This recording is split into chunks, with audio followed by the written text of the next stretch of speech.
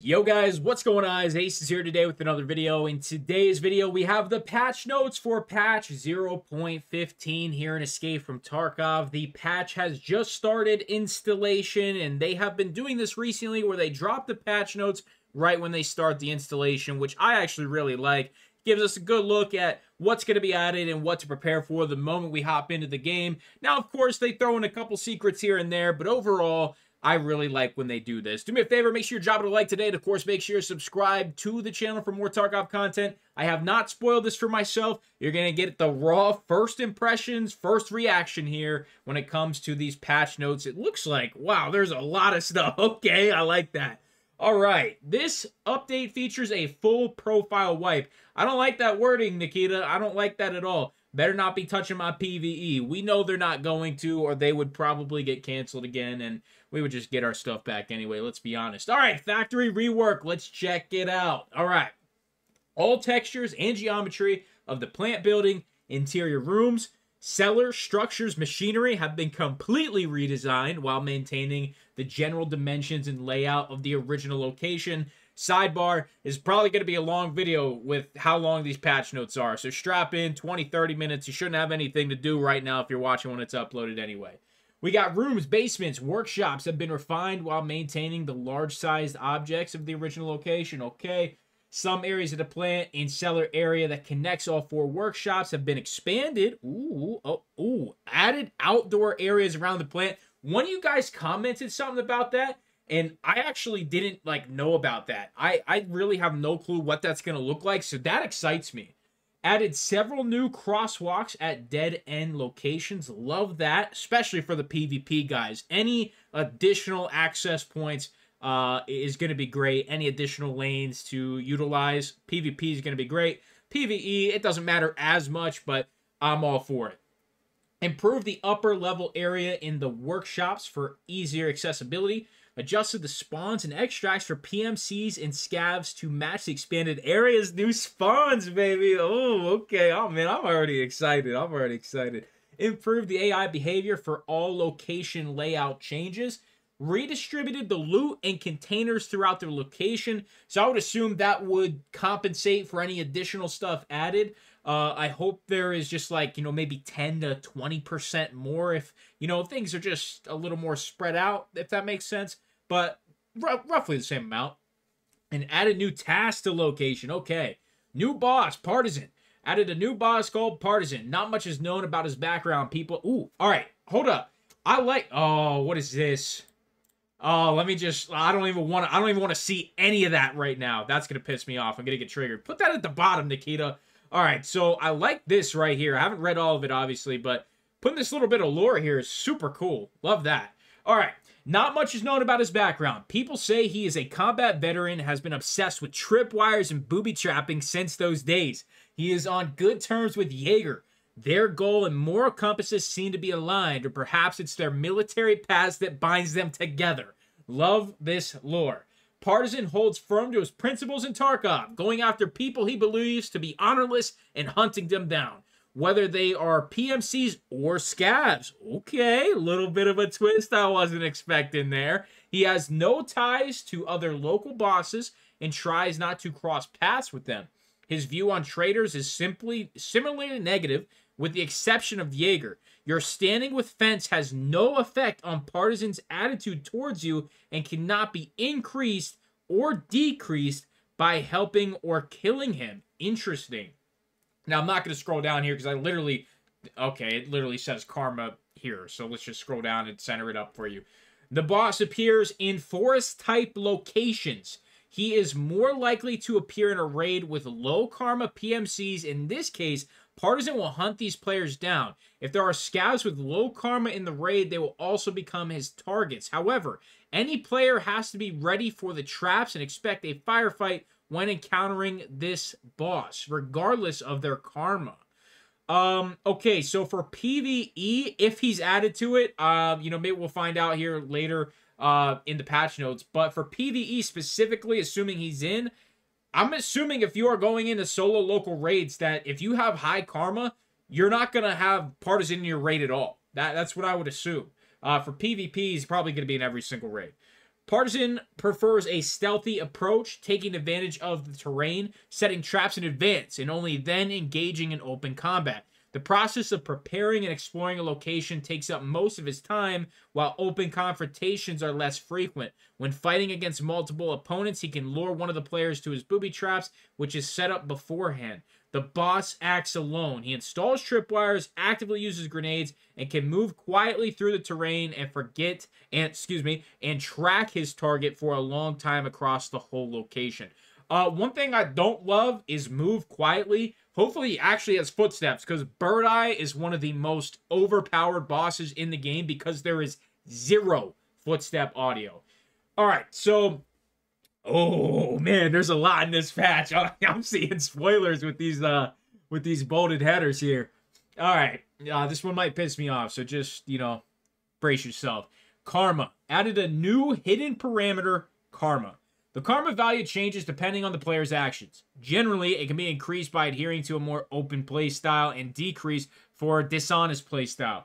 The number of triggers that change the value of karma will always be increasing, and the triggers themselves will be adjusted and balanced further. In some cases, karma changes can be tracked by distinct sound notification.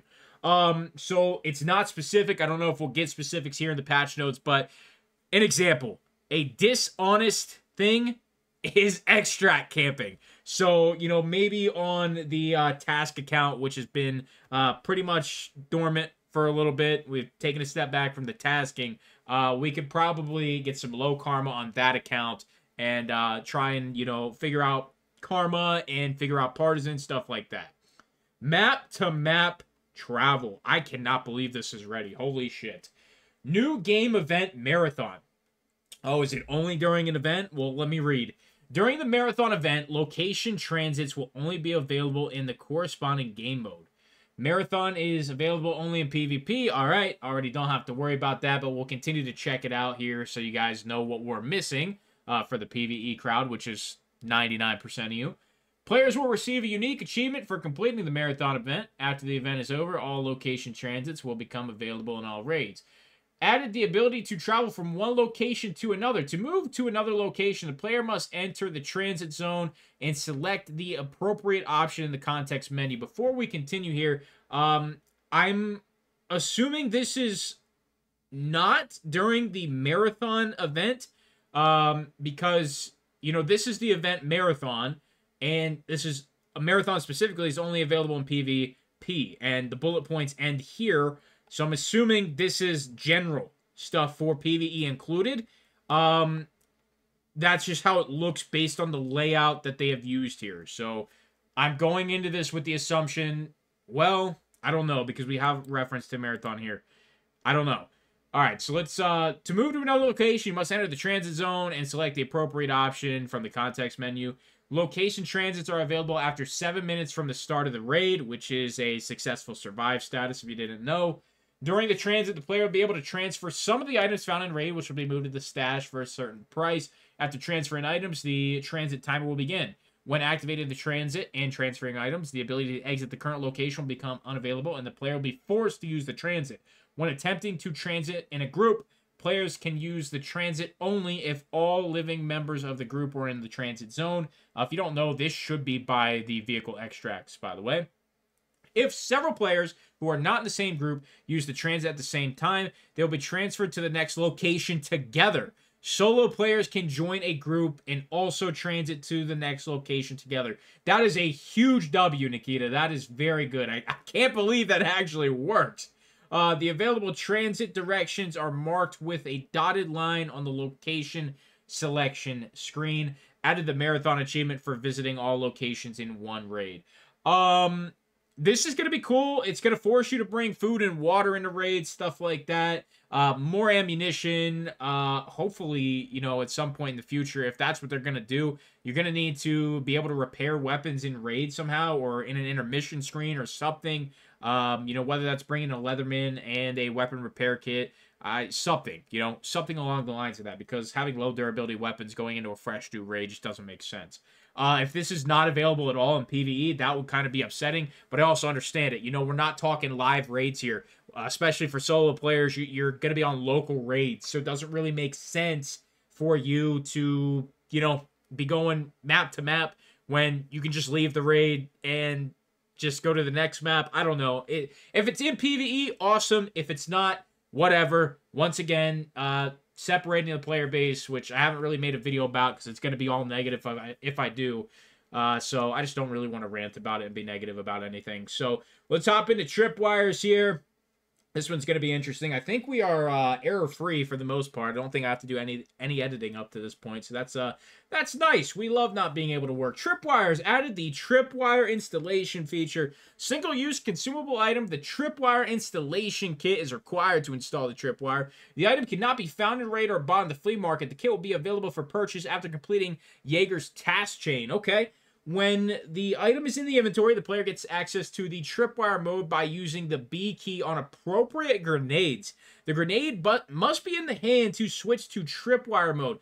Okay, so that's good actually. What I really like that BSG has been doing. So for example, the underbarrel grenade launchers, you know, you throw them on your weapons and you just press the weapon number that it's hotkeyed to, and your grenade launcher comes out. It seems like we're going to have a whole bunch of extra, you know, stuff we can do with this feature. You know, the kind of double use feature for some of our keys. So in the future, it's going to allow them to do a lot of other cool stuff. And I'm assuming we'll have something to do with Molotovs, hopefully, in these patch notes. And we're going to see something similar, I would assume.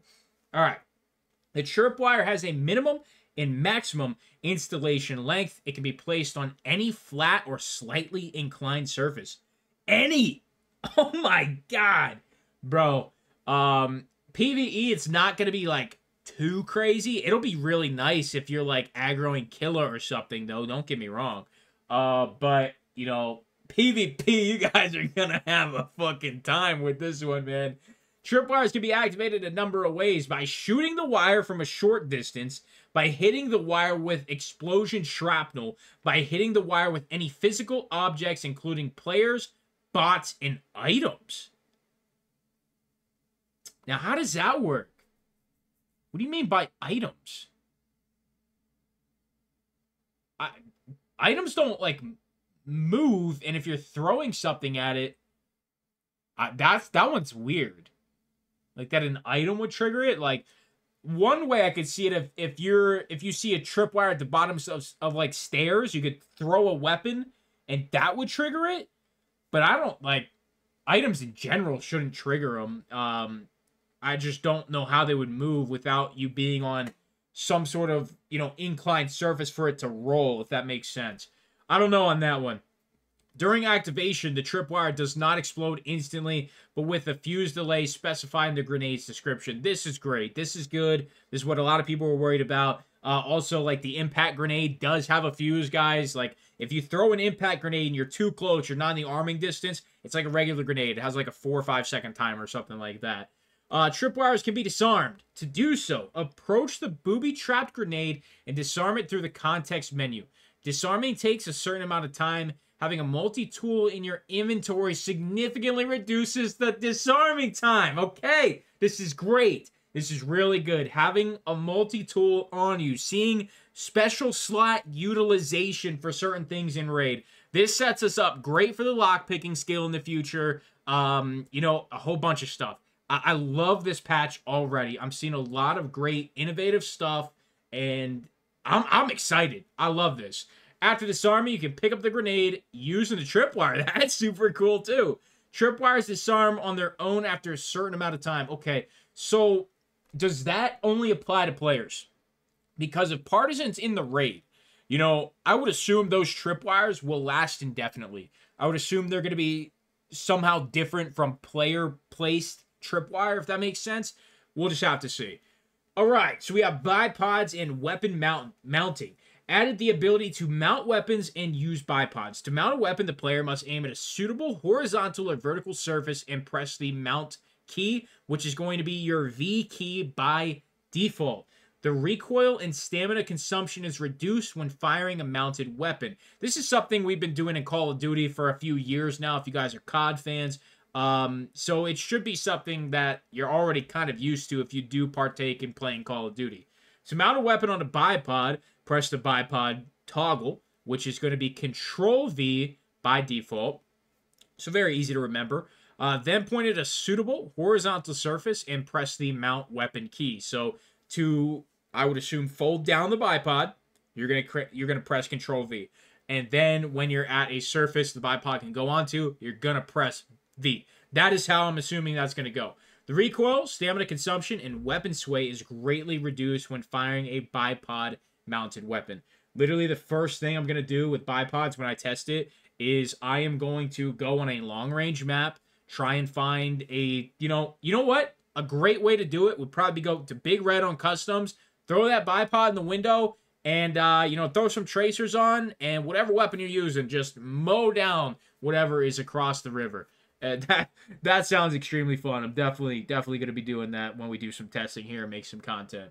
Mounting the weapon while prone is only available if the bipods are installed and deployed on the weapon. Makes sense. The icon in the corner of the screen shows whether the weapon is mounted or signals that the given surface is not suitable for mounting. All right. So we got some new hideout zones here. We are not, ladies and gentlemen, we are 16 minutes deep into this video, and we are not even halfway through the patch notes. Look at the scroll bar. We're not even halfway. Holy shit. New hideout zone, gear rack. The gear rack zone is added to the extended part of the hideout and has 3 upgrade levels. Each level adds a mannequin which can be used to display any gear equipable on your PMC.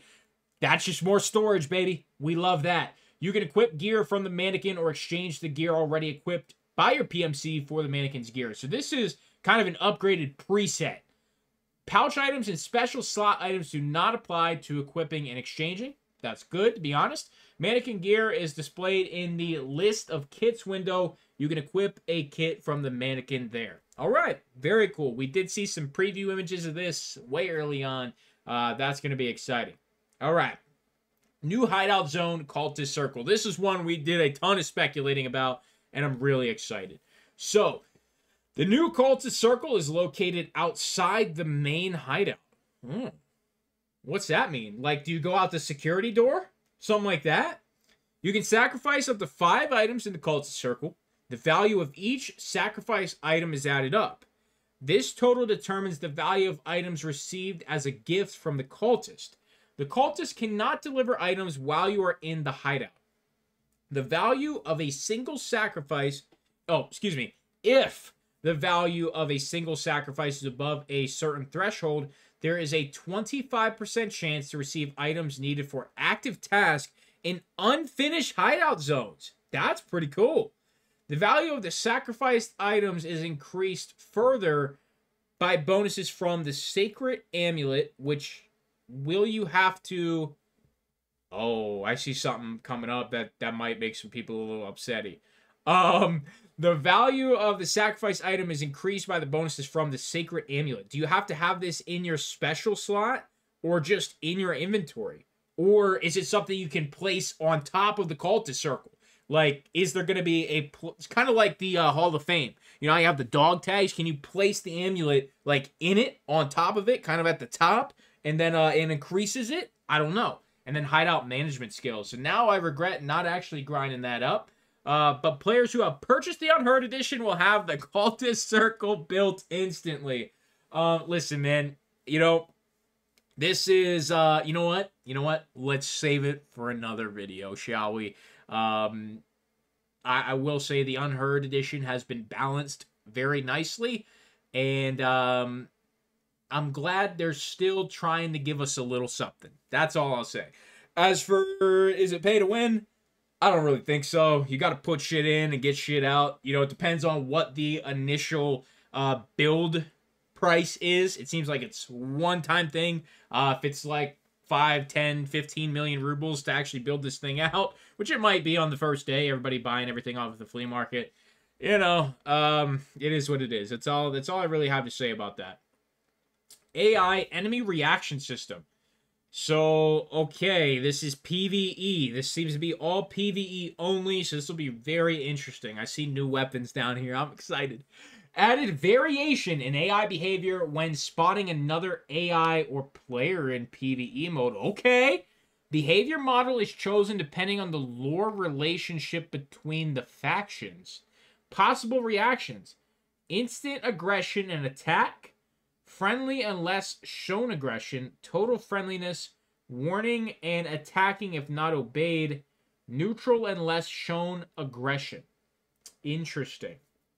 The choice of whether to be aggressive depends on the mood of the bot and the faction of the target. For example, if an AI bear encounters an AI USEC, they are more likely to engage them, but not necessarily 100%, than they would be if encountered by another AI bear. I want to just say one thing really quickly. Originally, they wouldn't engage at all. Not at all. So this is a step in the right direction regardless. Now, depending on how this affects your PMC karma, that could be different. The decision whether to be aggressive or peaceful is made for both players, player scavs, and player PMCs. What? The decision whether to be aggressive or peaceful is made for both player scavs and player PMCs. How is it made? How is it made for us? It would be our own choice, no? The chance of meeting... See, this is why I fucking hate PMC karma. It's so stupid. The chance of meeting a more aggressive AI PMC varies depending on the location. For example, on Ground Zero under level 20, the bots are more friendly, and in the lab, they're more aggressive. That makes sense, but for all the other maps, like, are you telling me Customs is not going to be as aggressive as Reserve? Is that what I'm hearing? I don't like that either. I don't like that.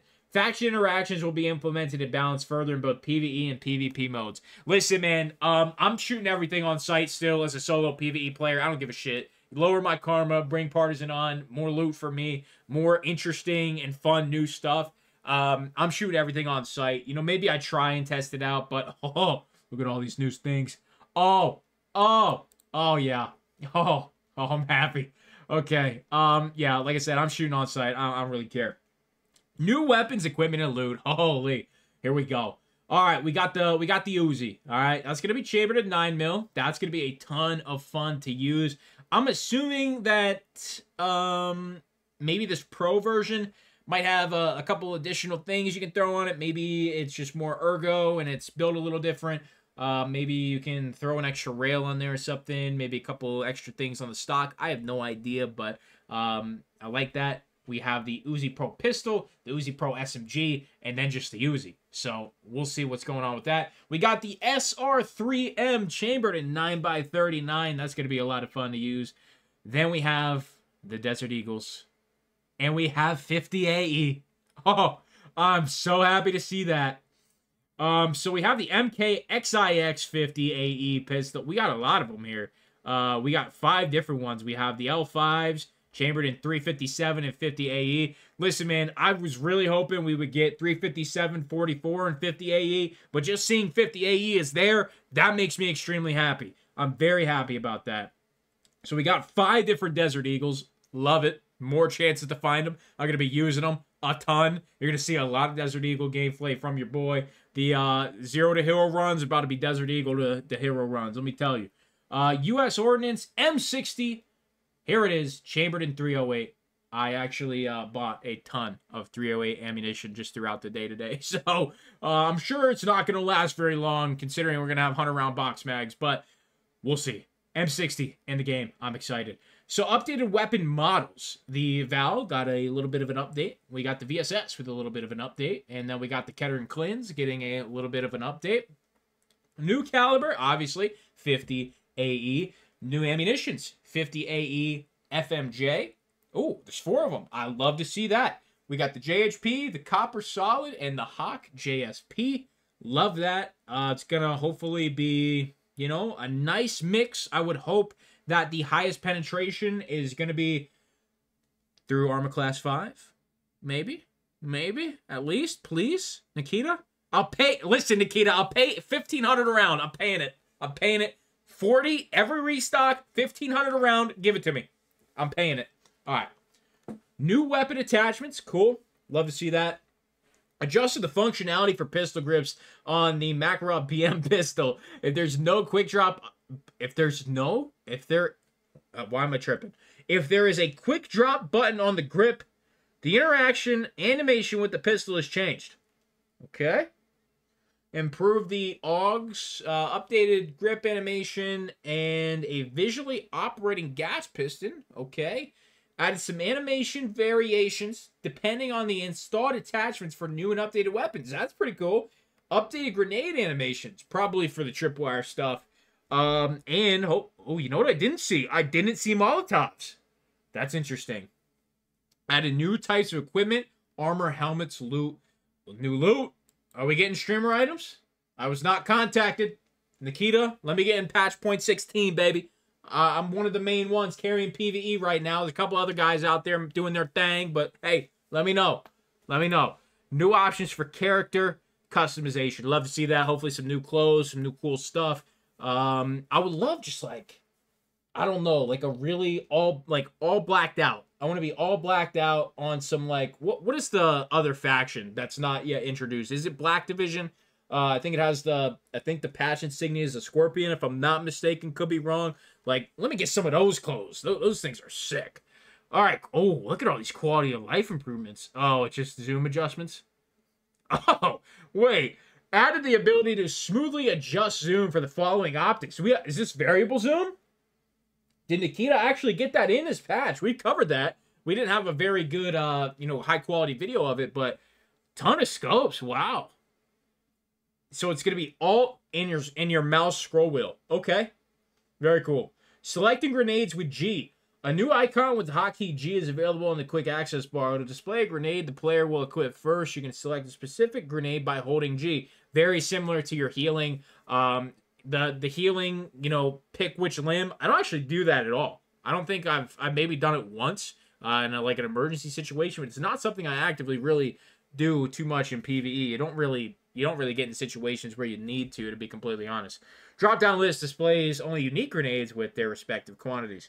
So we got flashlight and tactical device operation mode. Added the ability to activate tactical devices and flashlights by pressing or holding a hotkey. Manual value entry in game settings. Added the ability to manually enter values in the game settings. For example, when adjusting mouse sensitivity. Okay, that'll help some people out. Hotkey adjustments. Updated the sorting order of hotkeys in the control setting. Melee weapon has been reassigned to you. Melee attack has been reassigned to you on a double click. Oh, okay, I understand. Interesting. All right, we got some balancing changes, technical changes, animations. We're wrapping it up here, ladies and gentlemen. I think the majority of the meat and potatoes of this thing is pretty much wrapped up. So, simplified the objectives for task setup and long road. So, setup is going to be your shotgun kills, 15 PMCs on customs with the scav vest and the Russian hat with a 155, maybe not the 155, but 153 and 133 for sure. Those shotguns. So, who knows what they are going to do with that. I think I need 2 more kills for setup on the hardcore account. So, if you want to see what changes they made to that, you can check in on probably, episode 15, something like that. And we haven't done long road yet either, which is, if I'm not mistaken, 15 kills on the main road of Lighthouse. Completely removed trade offers for Class 6 body armor, plate carriers, ballistic plates, and helmet modifications from the traders. These items will now only be found in raid. One thing I have to say, ladies and gentlemen, Tagilla still exists. Do not get scared by this, all right? Don't get scared by this. Tagilla is going to be your main man when it comes to farming your level 6 plates. You have nothing to worry about there. And there's so many carriers that, can hold those level 6 plates. You have nothing to worry about. Change the availability of ammo on the flea market. Now all ammo with less than 42 penetration is allowed on the flea market with a few exceptions. Okay, that's interesting. So what is 42 pen? What's the cutoff? I'm assuming that is going to be a low to medium chance on class 5. That's what I would assume just seeing the number. 42 is decent. I'm assuming that's going to get through all level 4. Just, like I said, based on the number, kind of seeing it and roughly knowing the values. Let me know in the comments, though. I know you guys will know right off the top of your heads better than me. Let me know where 42's out in the ammo charts. I'm assuming that gets through class 4, has a little bit of a tough time with class 5. Increase the damage of 7.62 by 39, 5.45 by 39, and 9 by 21 calibers. I'm cool with 9 by 21. I'm actually cool with 5.45 as well. 7.62 by 39. You know, I don't think it was the damage that was the problem. I think it was the pen. You know, some of the pen values, especially on like PP, just didn't feel good enough. Just increasing that penetration by maybe 3 on each and every round, I think would have actually made more of a difference than the actual damage values being increased. That's my opinion. Feel free to disagree with it. Slightly reduce the damage from some 5.56 ammo. That's also a little surprising. 5.56 has been relatively dog shit, if I have to be honest with you. Even 9.95 didn't really feel too great. The best feeling round for me was probably, if I'm just thinking off the top of my head, probably 8.55A1 was probably like the best feeling round. And I don't even consider AP. You know, AP is found rate only. You barely find any of it. AP I never had a problem with it. But 9.95, honestly, it's good. Don't get me wrong, but it didn't feel incredible. So that's surprising. Maybe 9.95 is one of those rounds that's not getting an adjustment. You know, maybe this is just something that's being changed for the flesh rounds for 5.56, 8.56, and Warmage and FMJ, stuff like that. Technical changes. Equipment clipping. Implemented the anti-clipping system. Now, elements of helmets, glasses, masks, collars, headsets will be correctly displayed on the character with any combination. So that is just on your head. You know, that's not going to be like weapon attachments yet. They probably didn't get that far. Rework the animation playback system to increase the accuracy of the first and third person synchronization where possible. Interesting.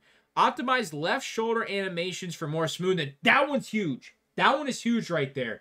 I'm really hoping that is specific to like the recoil and also with scopes. You know, scopes, you have inconsistency with more or less zoom, and then with the recoil, you just have such an inconsistency. I don't know if that's realistic, by the way. If that is realistic, like you know, depending on the setup of your rifle, that you would have more recoil on a separate shoulder depending on your arm orientation on the weapon. If that's a thing, let me know. But some weapons, the recoil is crazy when it comes to just being on the left shoulder. Literally no difference in the build or the ammunition. Sometimes the recoil is crazy. Added special door interaction animations. The number of interactive object animations will increase further in future updates. Okay. We got some graphic stuff here. I see some sound stuff coming up. That'll be interesting. Graphics. Redesign the weather condition display system on the player's client. Fix the bugs that led to unpredictable weather conditions in the rain in certain areas. Okay. Improve the cloud visuals. Clouds react to weather changes more realistically. That sounds interesting. Imagine it starts raining and the clouds start, you know, kind of spinning a little bit. That would be pretty freaking cool. Updated FSR technology to version 3. Remove support for FSR version 1. Switch the in-game season to summer. All right. So I'm assuming we're getting more rain. And listen, I know if you're listening 33 minutes in and I haven't triggered you yet, you're doing good, but this is it. That your time's up. I love the rain in Tarkov. It's one of my favorite things in any video game ever. The rain is some of the best rain in any video game ever, and there are thousands, if not tens of hundreds of thousands of players who hate the rain in Tarkov. It's summer season, baby. It's thunderstorm time. I'm excited. Oh, man. I know some of you guys just absolutely hate the rain. I don't blame you. You can't hear a goddamn thing, but I'm excited. Hopefully we get some rain, baby. Improve the environment sound system. We'll see if you actually did, Nikita. Develop the component that tracks the position and rotation of the listener. Oh my god. This seems complex. This might be too much for my simple brain. And moves the source along a predetermined curve, changing not only the position of the source, but also its exposure angle. By changing the exposure angle of the sound, it becomes more natural. All right. Implemented a large number of different sound sources to enhance immersion. For example, the flow of water through the pipes on factory, the rats running in the vents, and many small details that are randomly played at specific points from the fall of pebbles to the interface of electricity in the generators and the air coming out of the boilers. Oh my god! Can we remove the dogs from customs, though? Anyone? Please? Sound system, performance, optimizations, occlusion, calculation, algorithm adjustments. Nikita, listen, man, I barely made it through like one semester of college. You can never hit me with a sentence like that again. How did you even correctly convert that to English? I applaud. It's great. Transfer the whole algorithm to multi-threaded calculations.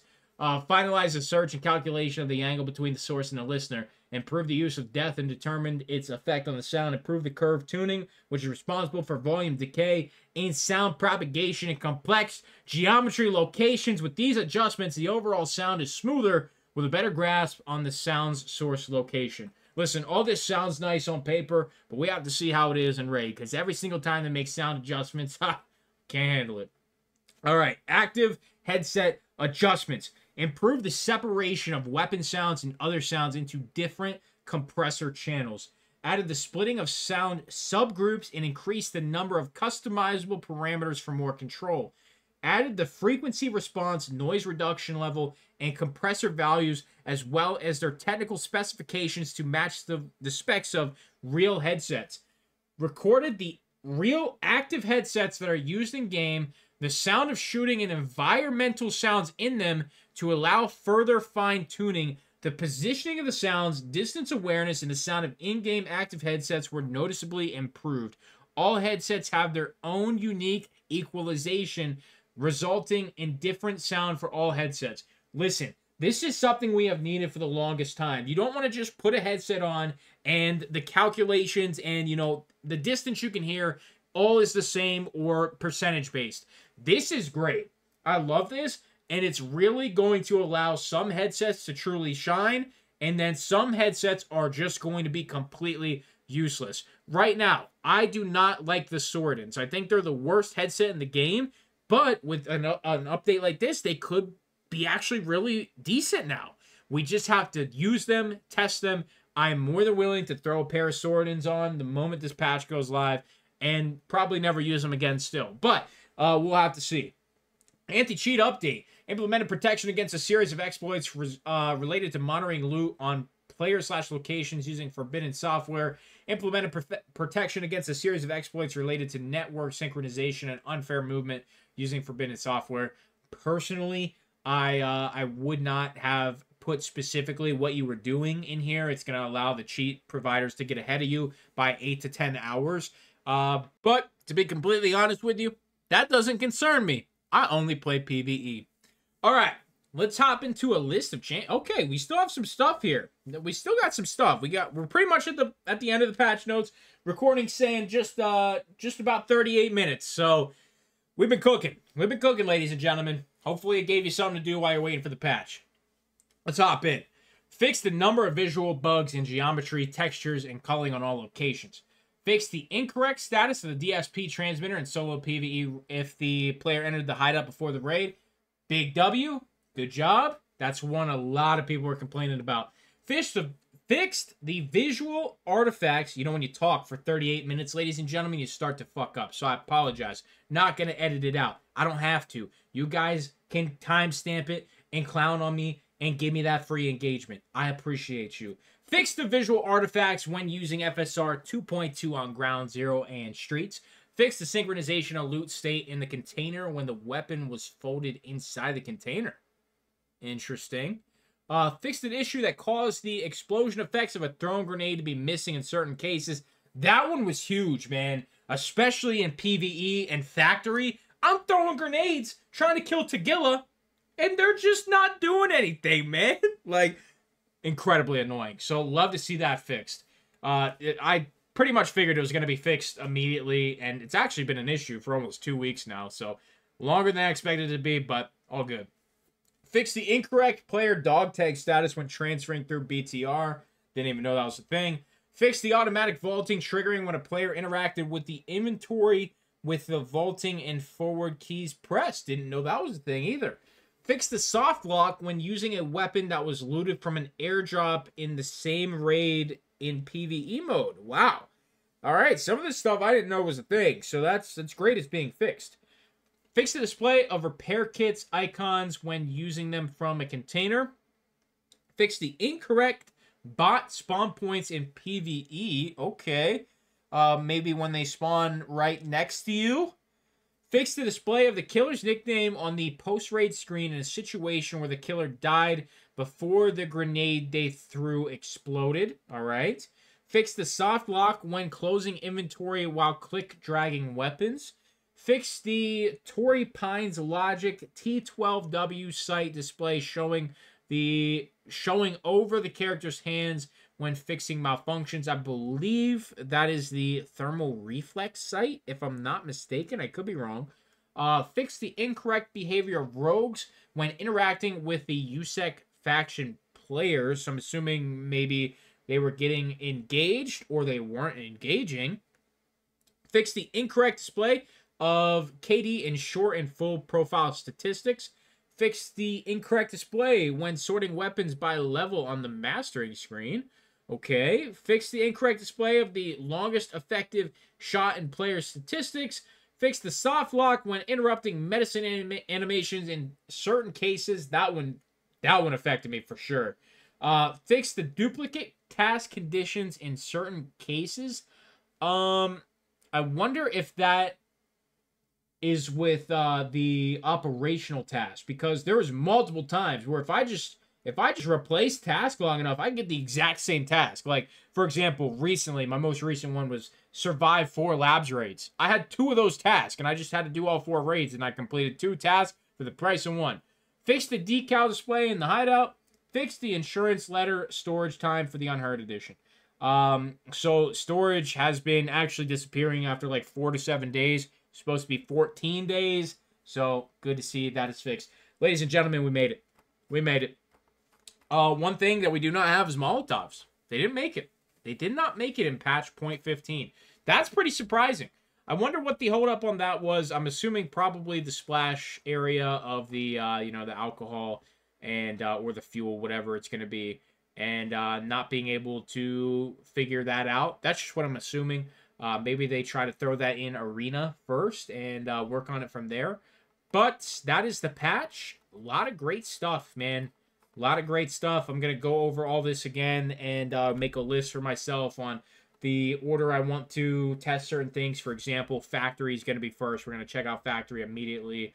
And we'll check out some of this other stuff. But we didn't see... It seems like Partisan is in PvE. Seems like map-to-map travel might not be in PvE. As for Karma, who knows? I just don't know how that's really going to work in PvE. I think they should just keep it on PvP, if I have to be honest. But then you really wouldn't be able to find Partisan. So, I guess it is what it is. But that's where we're at. I think this is where we end it. So, 40-some minutes to get through the entire list of patch notes. But I'm excited for what we got here, ladies and gentlemen. Do me a favor, drop that like. Make sure you subscribe, and I'll see you in the next one. Actually, I'll see you with some 0.15 content a little later today, probably around like the 1 to 3 p.m. Eastern time. So make sure you're checking the channel. Make sure you subscribe with notifications on so you don't miss out all the cool stuff coming to PvE. I'll see you soon. I'm out.